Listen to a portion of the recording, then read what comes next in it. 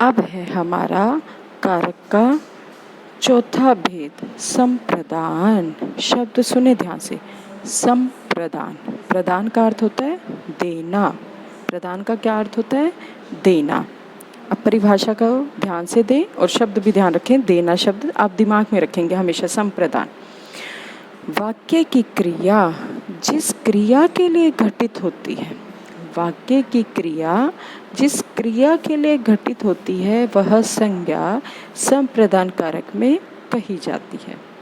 दोबारा समझो, क्रिया जिसके लिए की जाए या जिसे कुछ दिया जाए, क्रिया यानी कोई भी काम जिसके लिए किया जाए, यानी किसी के लिए किया जाए, के लिए अंडरलाइन करें, दिमाग में रखें, रेखांकित करें अपने दिमाग में इसको, के लिए, या जिसे कुछ दिया जाए, ठीक है, दिया जाए, उसे संप्रदान कारक कहते हैं। इसका चिन्ह के लिए है।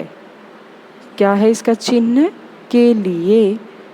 और कहीं कहीं को, कहीं कहीं पर क्या आ जाता है इसका चिन्ह? को। जैसे सैनिक देश के लिए लड़ते हैं, ठीक है, देश के लिए काम कर रहे हैं वो, तो सैनिक देश के लिए लड़ते हैं, तो देश के लिए आने के कारण यहाँ क्या हो गया? संप्रदान कारक। दूसरा देखिए, हमने मरीजों के लिए कंबल भिजवाए, ठीक है, मरीजों के लिए। काम किसके लिए किया? कंबल किसके लिए भिजवाए? मरीजों के लिए। के लिए शब्द का विशेष ध्यान रखें। फिर आ जाओ, माँ ने मेरे लिए हलवा बनाया। हलवा भी लिख सकते हैं आप, हलवा भी कह सकते हैं। माँ ने मेरे लिए हलवा बनाया। यहाँ मेरे के भीतर ही के का प्रयोग आ गया कि मेरे लिए हलवा बनाया। तीसरा देखिए, माँ ने मौसी को मिठाई भेजी। अब यहाँ पर आप प्रश्न कर सकते हैं, किसको भेजी? अब हम दिमाग में किसको भेजी? मौसी को। अगर हम कहते किसके लिए भेजी, तो भी मौसी उत्तर आ रहा है। किसके लिए भेजी? मौसी। तो के लिए और को दोनों ही संदर्भ में यहाँ पर क्या आएगा? संप्रदान कारक। तो दोनों कारक चिन्ह होते हैं, के लिए भी और को भी, दोनों में ही देने का भाव है, ठीक है। तो एक उदाहरण देखिए, उसने भिखारी को रोटी दी। भिखारी को क्या दी? रोटी, ठीक है। तो किसके लिए रोटी दी उसने? भिखारी। और किसको रोटी दी? भिखारी को। दोनों ही संदर्भ में हमें उत्तर मिल रहा है, सही उत्तर मिल रहा है। तो यहाँ पर संप्रदान कारक है। ध्यान रखना है, संप्रदान, प्रदान शब्द दिमाग में रखेंगे, या दान शब्द भी आप अपने दिमाग में रख सकते हैं। दोनों का ही अर्थ होता है देने का भाव।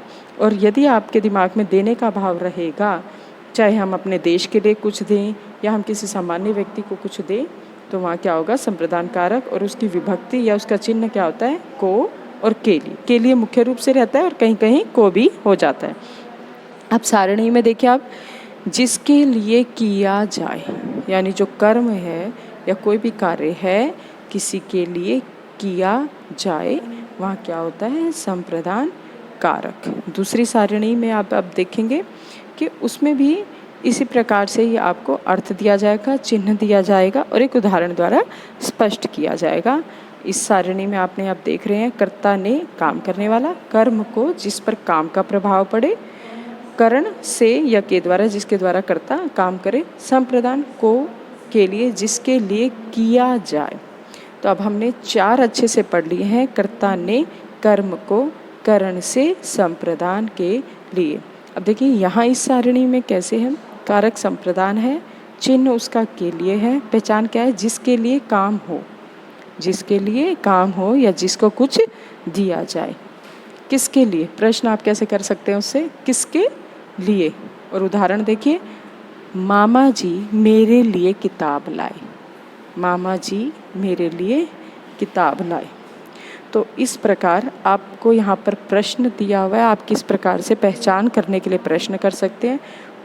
यदि आपको उसका उत्तर मिल जाए तो आपका वही कारक होगा। अब यहाँ पर संप्रदान के लिए क्या पहचान का प्रश्न है?